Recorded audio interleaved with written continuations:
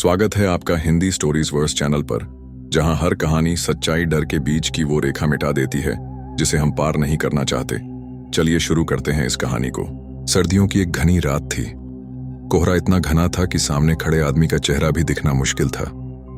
इसी कोहरे को चीरता हुआ एक पुराना बस ड्राइवर हरिराम अपनी बस लेकर एक सुनसान गांव की तरफ जा रहा था। भौर गांव। रास्ता उसे बिल्कुल याद नहीं था, लेकिन जीपीएस वही रास्ता बता रहा था। इसलिए वह चलता गया। आधे घंटे बाद उसे सड़क के किनारे एक लड़की खड़ी दिखी। सफेद सलवार कुर्ता, खुले बाल, हाथ में एक लाल छाता। उसने हाथ दिया और बस रुक गई। हरिराम ने खिड़की से पूछा, कहाँ जाना है बहन? लड़की ने धीमे स्वर में कहा, भौरगांव। हरिराम चौंका। मैं भी वहीं जा रहा हूं, बैठ जाऊं। लड़की चुपचाप चढ़ गई और सबसे पीछे जाकर बैठ गई। बस में और कोई नहीं था। हरिराम बार बार रियर मिरर में देखता, लेकिन लड़की की परछाई तक नहीं दिखती। जब भी वह देखता, पीछे की सीट खाली लगती। पर जब वो बस में घूमकर पीछे गया तो लड़की वहीं बैठी मिली, चुपचाप, बिना पलक झपकाए, बाहर देखती हुई। हरिराम के मन में अजीब सा डर बैठ गया, लेकिन उसने खुद को समझाया कि शायद कोहरे और थकान की वजह से उसे भ्रम हो रहा है। वह वापस ड्राइविंग सीट पर आया और बस आगे बढ़ाई। बाहर कोहरा और भी घना हो गया था। थोड़ी देर बाद बस की हेडलाइट्स अचानक बंद हो गईं। हरिराम ने ब्रेक मारा। इंजन तो चालू था, पर लाइट्स जैसे किसी ने काट दी हों। तभी पीछे से लड़की की आवाज आई, हम पहुंच गए। हरिराम ने मुड़कर देखा तो बस में कोई नहीं था। डर के मारे उसके हाथ पांव कांपने लगे। वह बस से उतरा और देखा कि चारों तरफ घना जंगल है, कोई गांव नहीं। उसने मोबाइल निकाला तो नेटवर्क गायब। तभी उसे पीछे से किसी के कदमों की आहट सुनाई दी। जब वह पलटा तो वही लड़की बिल्कुल उसके पीछे खड़ी थी, लेकिन इस बार उसकी आंखें काली थीं और चेहरा मानो जला हुआ हो। हरिराम चीखने वाला ही था कि लड़की फुसफुसाई, क्यों लाए मुझे वापस? हरिराम को कुछ समझ नहीं आया। वह कांपते हुए बोला, मैं तो पहली बार आया हूं। लड़की ने धीरे से कहा, पिछली बार तुमने हमें भौरगांव में छोड़ा था, लेकिन वो गांव अब नहीं है। लोगों से बात की। मयंक ने पुराने नक्शे निकाले और अनुज ने हवेली के इतिहास को खंगालना शुरू किया। हर दस्तावेज, हर कहानी एक ही नाम की ओर इशारा करता था, तांत्रिक केशव। कहा जाता है कि केशव नाम का एक ब्रह्मचारी तांत्रिक था जो आत्माओं से बात करता था। लोग उसकी पूजा करते थे, लेकिन जब गांव में बच्चों की मौतें शुरू हुईं तो लोगों ने शक करना शुरू किया। एक रात गुस्साई भीड़ ने तांत्रिक को हवेली में बंद कर जिंदा जला दिया। मरते समय उसने शपथ ली थी कि वह हर जन्म में लौटेगा और गांव से बदला लेगा। उसी दिन से हवेली वीरान हो गई और गांव में डर का राज बन गया। रात के करीब 10 बजे चारों दोस्त टॉर्च, कैमरा और वॉकी टॉकी लेकर हवेली की ओर बढ़े। रास्ते में सन्नाटा इतना गहरा था कि उनके कदमों की आवाज भी डराने लगी। हवेली का दरवाजा सड़ा हुआ था, लेकिन बिना किसी रुकावट के खुल गया। अंदर घुसते ही एक सड़ी हुई गंध ने उनका स्वागत किया। दीवारों पर जली हुई हथेलियों के निशान थे, जैसे कोई बाहर निकलने की कोशिश में दीवारों पर हाथ मारता रहा हो। तान्या ने कैमरा ऑन किया और रिकॉर्डिंग शुरू की। हर कोना, हर कमरा किसी अनजाने दर्द की दास्तां कह रहा था। अचानक रिया को एक कमरे से बच्चों की हंसी सुनाई दी। वह चौंकी, लेकिन बाकी सबने कहा शायद हवा की वजह से हो। तभी मयंक की टॉर्च अपने आप बंद हो गई और टॉर्च के फिर से जलते ही दीवार पर खून से लिखा दिखा, तुम लौट नहीं पाओगे। अब डर ने वाकई अपनी जड़ें जमा ली थीं, लेकिन कहानी अभी बाकी थी। वे जानते नहीं थे कि हवेली सिर्फ ईंट और पत्थरों से बनी इमारत नहीं थी। वह एक जिंदा प्राणी थी जो उन्हें देख रही थी, सुन रही थी और धीरे धीरे अपनी गिरफ्त में ले रही थी। हवेली के अंदर घुसते ही सब कुछ बदल गया था। जैसे ही दरवाजा उनके पीछे बंद हुआ, एक भयानक सन्नाटा पूरे माहौल पर छा गया। हवा अब नहीं बह रही थी। दीवारों पर पड़ी परछाइयां जैसे जिंदा हो गई थीं। टॉर्च की रोशनी कमजोर पड़ने लगी, मानो अंधेरा खुद उसमें समा रहा हो। चारों दोस्त अब सचमुच डर को महसूस कर रहे थे। वो डर जो किसी कहानी या फिल्म का नहीं होता, बल्कि असली, हड्डियों में उतर जाने वाला डर। रिया ने धीरे से कहा, क्या तुम लोगों ने भी वो हंसी सुनी थी? अनुज ने सिर हिलाया। हाँ, और वो खून से लिखा मैसेज, ये सब मजाक नहीं है। मयंक ने वॉकी टॉकी चेक की, सिग्नल चला गया था। हमें अब बहुत सोच समझकर आगे बढ़ना होगा। तानिया ने कैमरे का नाइट विजन मोड ऑन किया। ये जगह हमें देख रही है। कैमरे में जो आ रहा है वो आंखों से नहीं दिख रहा। वे आगे बढ़े। हवेली के गलियारे जैसे अंतहीन थे। हर दरवाजा एक नई कहानी का प्रवेश द्वार था। एक कमरे में उन्हें एक पुराना झूला मिला जो बिना हवा के अपने आप हिल रहा था। पास ही एक टूटी गुड़िया पड़ी थी जिसकी आंखें किसी और दिशा में थीं, जैसे वह तानिया को घूर रही हो। उसने गुड़िया उठाई, तभी एक जोरदार धक्का महसूस हुआ। किसी ने या कुछ ने उसे जमीन पर गिरा दिया। तानिया! अनुज दौड़ा और उसे उठाया। उसके कंधे पर जलने के निशान थे, जैसे किसी ने अंगारे से छुआ हो। यहां कुछ है और यह हमें पसंद नहीं करता, तानिया ने कांपते हुए कहा। वे अब समझ चुके थे, हवेली में कुछ मौजूद था और वो सिर्फ आत्मा नहीं थी। ये एक शक्तिशाली ऊर्जा थी जिसे किसी तंत्र से बांधा गया था। उन्होंने तय किया कि उन्हें उस स्थान तक पहुंचना होगा जहां केशव तांत्रिक को जिंदा जलाया गया था। हो सकता है वहां से जवाब मिले। सीढ़ियां नीचे तहखाने की ओर जाती थीं। जैसे ही उन्होंने पहला कदम रखा, दीवारों से फुसफुसाहटें आने लगीं। मत जाओ, वापस लौट जाओ। लेकिन अब लौटना संभव नहीं था। तहखाने में घुप अंधेरा था। टॉर्च की रोशनी जैसे वहां काम नहीं कर रही थी। कैमरे में कुछ अजीब दृश्य आने लगे। काले धब्बे जो इंसानी आकृति बनाकर धीरे धीरे नजदीक आ रहे थे। एक कोने में उन्हें एक बड़ा चबूतरा दिखा। उस पर राख थी, जलने के निशान और दीवार पर कुछ लिखा हुआ। मैं वापस आ गया हूं, तानिया ने पढ़ते ही कांपते हुए कहा। यह वही जगह है, यही वो जगह है जहां केशव को जलाया गया था। तभी अचानक रिया जोर से चीखी। उसके हाथ पर किसी ने गहरी खरोंच मार दी थी, लेकिन वहां कोई नहीं था। चीख सुनकर दीवारें कांपने लगीं। तहखाने में जमीन जैसे हिलने लगी। फिर एक गूंजती हुई आवाज आई, तुमने मुझे बुलाया है, अब यहां से कोई नहीं जाएगा। चारों ने एक दूसरे की तरफ देखा, आंखों में डर, पछतावा और अब एक ही सवाल, हमने क्या कर दिया? तहखाने की दीवारों से जैसे कोई जानवर दांत पीस रहा हो। खरखराती आवाजें, गहरी गूंज और हवा में फैलती बदबू अब असहनीय हो चली थी। रिया की चीख के बाद तहखाने का वातावरण पूरी तरह बदल चुका था। हर दीवार से जैसे कोई घूर रहा था, जैसे हर छाया में कोई छिपा बैठा था। अनुज ने फौरन सबको इशारा किया, हमें यहां से निकलना होगा अभी। पर जब वे मुड़े, सीढ़ियां गायब थीं। क्या ये वही जगह है जहां से हम आए थे? मयंक बुरी तरह कांप रहा था। तानिया ने घबराकर कैमरे की स्क्रीन देखी, लेकिन कैमरे में जो दिख रहा था वह उनकी आंखों से बिल्कुल अलग था।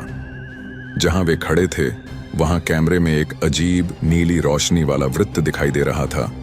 उसके बीचों बीच राख के चारों ओर तांत्रिक चिन्ह और उसके बीच एक कंकाल जैसी आकृति धीरे धीरे बन रही थी, जैसे कोई मृत शरीर धुएं से नया जन्म ले रहा हो।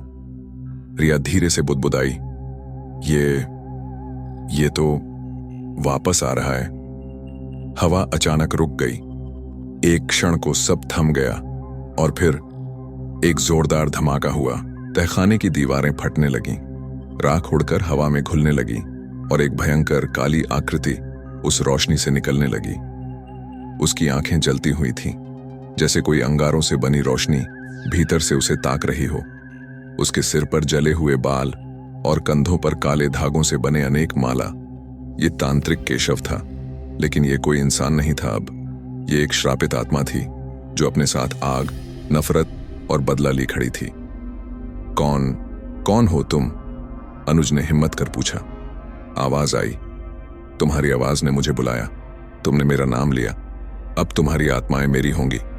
100 साल बाद कोई आया है मुझे मुक्त करने, मैं मुक्त हो चुका हूं। तानिया की सांसें तेज चलने लगीं।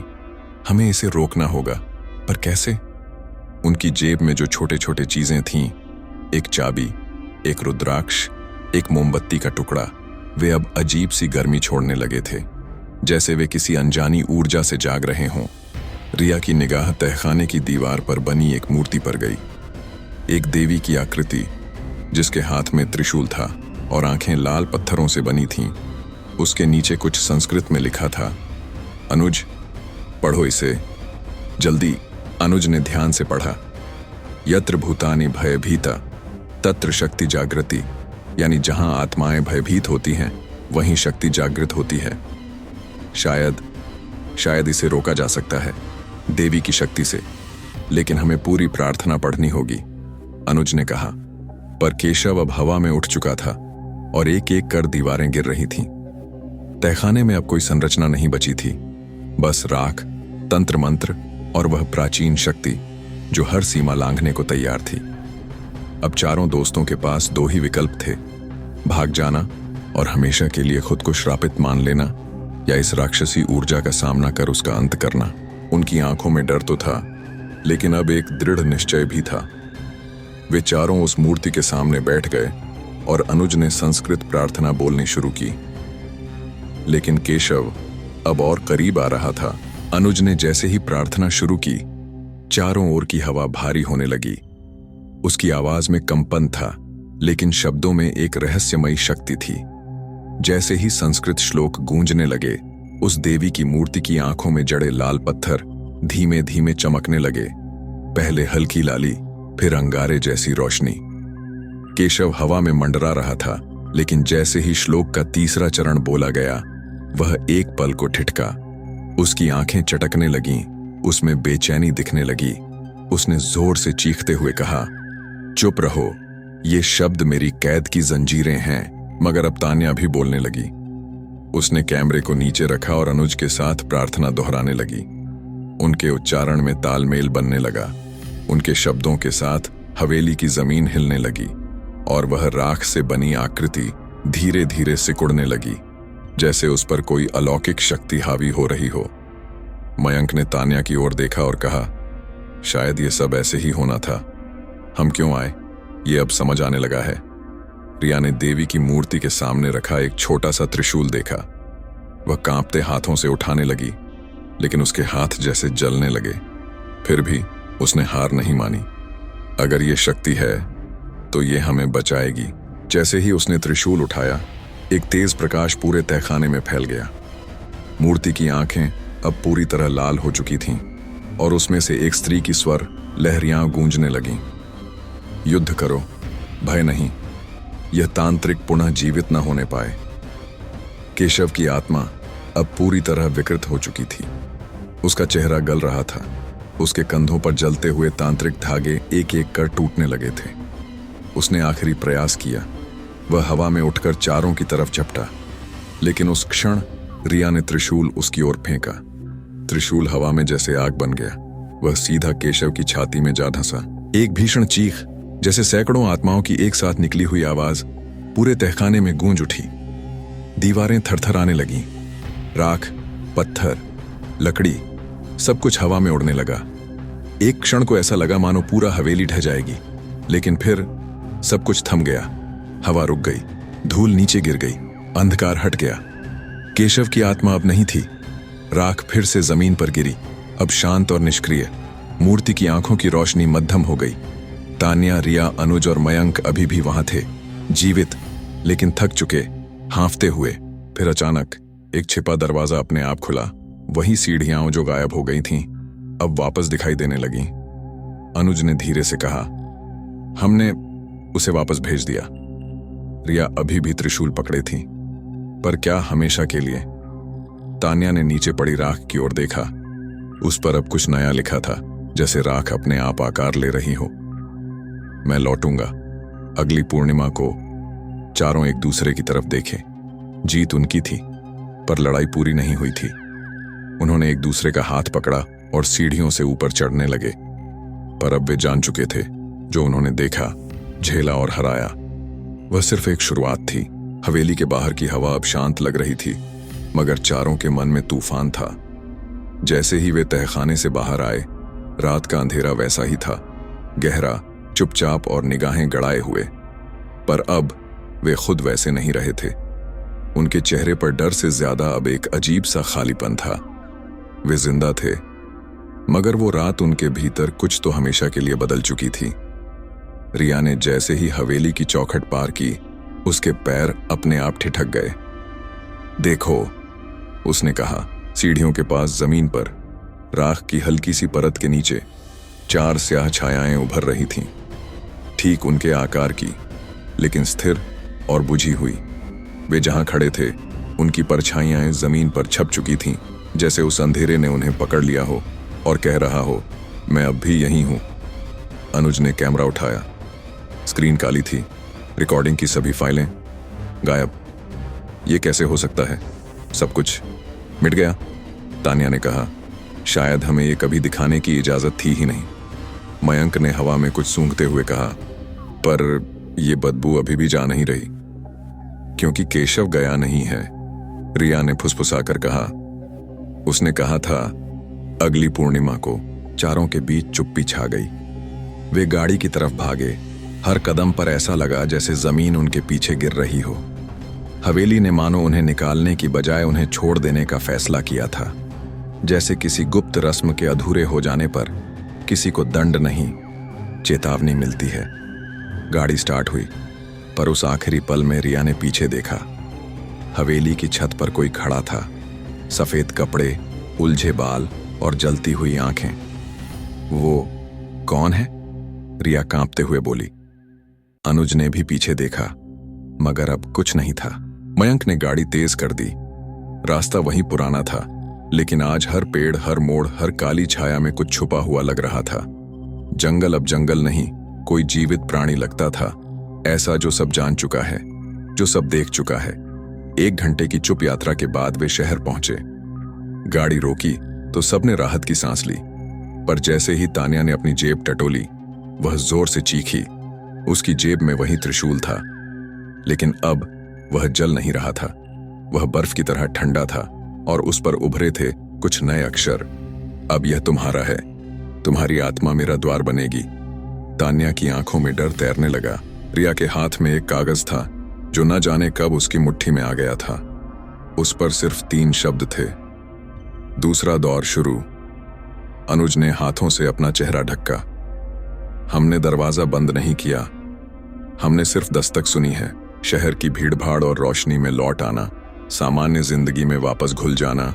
आसान होता अगर उस रात की छाया सच में वहीं हवेली में छूट जाती, पर ऐसा नहीं हुआ। उस रात के बाद सब कुछ बदला। तान्या की नींद हर रात टूटती, एक जैसे सपने से। उसमें वह खुद एक अंधे कमरे में खड़ी होती, जहां सामने जलता हुआ त्रिशूल हवा में तैरता और एक फुसफुसाती हुई आवाज आती, अब तू द्वार है, तू रास्ता है, तू शिकार भी है और शत्रु भी। रिया को अपने घर की खिड़की में हर रोज वही आकृति दिखती, उलझे बाल, सफेद कपड़े और एक टेढ़ी गर्दन जो सीधा उसकी आंखों में देख रही होती।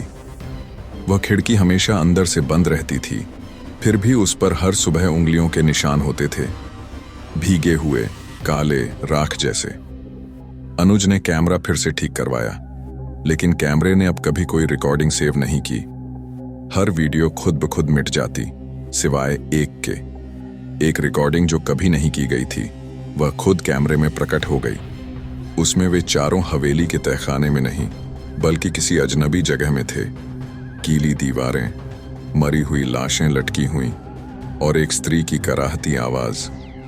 द्वार खुल चुका है, उसकी आत्माएं लौट रही हैं। मयंक सबसे शांत दिखता था, पर वह अब खुद से बात करने लगा था। उसे लगता था कि उसके भीतर कोई और है, कोई जो हर रात उसे हवेली बुलाता है। वह एक दिन गायब हो गया। उसके घर में सिर्फ एक दीवार पर लिखा था, पूर्णिमा आने वाली है, मुझे रोक लेना अगर बच सकते हो। और तब तान्या को याद आया, त्रिशूल। वह अब भी उसके पास था, और अब उस पर उभरे थे कुछ और शब्द। जब वह आए तो यह शुद्ध रक्त मांगता है, वरना तू ही उसका प्रवेश द्वार बन जाएगी। उनकी सबसे बड़ी भूल यह थी कि उन्होंने सिर्फ तांत्रिक को हराया था, उसके पीछे की शक्ति को नहीं। केशव कोई साधारण तांत्रिक नहीं था, वह भैरव कुल का था।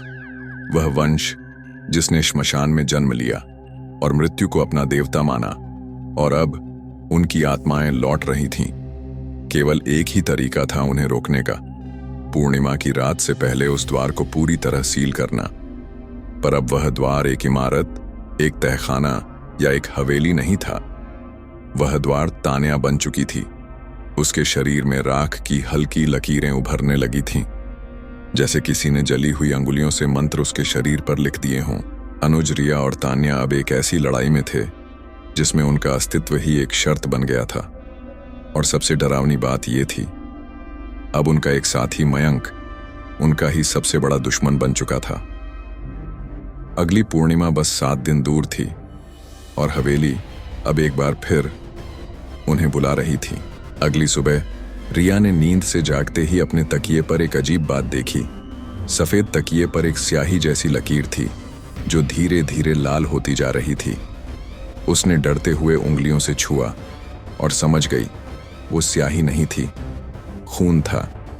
तान्या के शरीर पर अब रोज नई लकीरें उभरती, जैसे किसी ने उसे हथेली से रगड़ रगड़ कर कोई लिपि लिखी हो। हर लकीर के साथ उसकी सांसें और भारी हो जाती। वह अब कई बार अजीब सी भाषा में बड़बड़ाने लगी थी, एक लहजा जो मानव जैसा नहीं था। अनुज ने पुरानी तांत्रिक किताबों और स्क्रिप्ट्स की खोज शुरू की।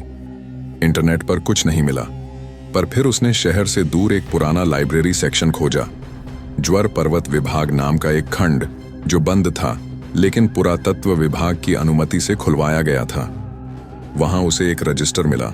उस पर नाम लिखा था तांत्रिक केशव का जीवन और काल। पन्ने फटे थे, कुछ पर खून के धब्बे थे, लेकिन एक पृष्ठ पर साफ साफ लिखा था, जो त्रिशूल से बंधा है वही द्वार है, और द्वार वही जो रक्त का प्यासा हो जाए। लेकिन अगर द्वार स्वयं को त्याग दे, तब द्वार और देवता दोनों जल उठते हैं। अनुज समझ गया, तान्या को खुद को कुर्बान करना होगा या उसे शुद्ध करना होगा। लेकिन कैसे? तान्या अब लगातार सपनों में केशव को देखती थी, पर अब वह सिर्फ एक तांत्रिक नहीं, एक छाया था। उसकी आंखें आग जैसी जलती थीं और हर रात वह एक ही बात कहता, एक एक कर सब द्वार बनेंगे और फिर मैं जन्म लूंगा पूर्ण रूप में। मयंक अब उनके संपर्क में नहीं था, लेकिन रिया को एक कॉल आया प्राइवेट नंबर से। उसके कानों में एक गहरी आवाज गूंजी, मैंने पहला रक्त भेजा है, दूसरा कल आएगा, तुम्हारे पास समय नहीं है रिया। फोन कट गया। अगली सुबह शहर में एक खबर फैली, एक महिला की लाश मिली थी। उसके माथे पर त्रिशूल का निशान था, चेहरा पूरी तरह जला हुआ, मगर हाथ की एक उंगली पर वही अंगूठी थी जो मयंक की बहन के पास थी।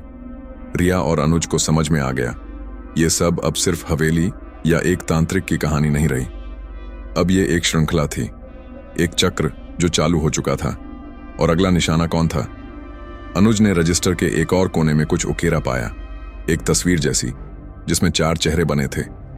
उनमें से 2 चेहरे जले हुए थे, एक चेहरा धुंधला था, पर चौथा चेहरा साफ था, वो रिया का था। अब उन्हें केवल 5 दिन बचे थे। पूर्णिमा नजदीक आ रही थी, लेकिन सबसे बड़ा सवाल था तान्या को कैसे बचाया जाए। और मयंक अब क्या बन चुका था? रिया की सांसें तेज थीं। जिस रजिस्टर में उसका चेहरा उकेरा था, वो अब अपनी जगह से फड़फड़ा रहा था, जैसे किसी अदृश्य हवा ने उसे छू लिया हो। कमरे की खिड़कियां बंद थीं, पंखा भी नहीं चल रहा था, लेकिन फिर भी किताब के पन्ने पलटते चले गए और आखिरी पन्ने पर तांत्रिक केशव की स्याह आंखें एक जलते हुए त्रिशूल के पीछे से उसे घूरती हुई दिखाई दी। उसके नीचे लिखा था, एक अधूरी आत्मा पूर्णिमा की रात को आग बन जाएगी और वो आग उसी से निकलेगी जो स्वयं जलेगा। रिया ने कांपते हुए तान्या को फोन किया, पर दूसरी ओर कोई जवाब नहीं आया। उसने अनुज को बुलाया और दोनों तान्या के घर की ओर भागे। तान्या का दरवाजा अंदर से बंद था, लेकिन भीतर से किसी के गुनगुनाने की आवाज आ रही थी, कोई स्त्री संगीत, पर उसमें दर्द था, तड़प थी। अनुज ने दरवाजा जोर से खटखटाया, कोई उत्तर नहीं मिला। अचानक दरवाजा अपने आप खुल गया। अंदर जो देखा, उसने रिया के पैरों तले जमीन खींच ली। तान्या एक त्रिकोण के बीच बैठी थी, उसके चारों ओर राख की लकीरें खींची थीं और वो किसी अज्ञात भाषा में बड़बड़ा रही थी। उसकी आंखें बंद थीं और माथे पर हल्का रक्त रिस रहा था। पास ही वो त्रिशूल पड़ा था, अब जलता हुआ नहीं, बल्कि राख में दबा हुआ, लेकिन उसकी नोक पर खून की एक बूंद टिकी हुई थी। जैसे किसी ने अभी अभी उसकी बलि दी हो। अनुज तान्या को छूने गया, पर उसकी उंगलियां जैसे आग से छू गईं। तान्या का शरीर गर्म नहीं, झुलसा हुआ था, पर कोई घाव नहीं था। फिर तान्या की आंखें खुलीं, लेकिन वो तान्या नहीं थी। उसने दोनों को देखा और कहा, मैं तान्या नहीं, मैं इला हूं, पहली द्वारवाहिनी, वो जो जलकर अधूरी रह गई थी। रिया और अनुज पीछे हटे। केशव अधूरा मर गया था, लेकिन उसका काम अधूरा नहीं। मैं उस त्रिकाल द्वार की पहली कड़ी थी, अब दूसरी बनी है, और तीसरी तुम बनोगी रिया। फिर तान्या बेहोश होकर गिर पड़ी। रिया की चीख से पूरा मोहल्ला गूंज गया। डॉक्टर ने कहा, तान्या का दिमाग अब अपने नियंत्रण में नहीं है। वह बार बार एक ही बात बोलती है जब नींद में होती है। तुर्यावस्था, जागरण के पार, वही उसका घर है। अनुज ने तुर्यावस्था शब्द खोजा। यह एक ऐसी मानसिक अवस्था होती है जहां इंसान न स्वप्न में होता है, न जागरण में, बल्कि आत्मा अपने स्थूल शरीर से बाहर होती है। यानी केशव की आत्मा तान्या के माध्यम से इस संसार में प्रवेश कर चुकी थी। अब सिर्फ 4 दिन बचे थे, और उस रात रिया के फोन में एक वीडियो आया। कोई नंबर नहीं, कोई नाम नहीं। वीडियो में मयंक था। उसका चेहरा राख से ढका हुआ था, आंखें रक्त जैसी। वह कह रहा था, मैं जल चुका हूं, लेकिन मुझे अधूरा छोड़ा गया। अब पूर्णिमा की रात मेरी पूर्णाहुति है। रिया, त्रिशूल मत उठाना, वो तुम्हारे लिए नहीं, अब तुम ही हो। आखिरी द्वार। वीडियो खत्म होते ही घर की बत्तियां एक साथ बुझ गईं, और एक खिड़की से वही स्त्री संगीत फिर गूंजा, जो न पहले कभी सुना गया था, न किसी इंसानी गले से निकला लगता था। अगर आपको ये कहानी दिलचस्प लगी, डरावनी लगी, या कुछ नया महसूस हुआ हो, तो चैनल को सब्सक्राइब करें। धन्यवाद आपका। फिर मिलेंगे एक नई कहानी के साथ।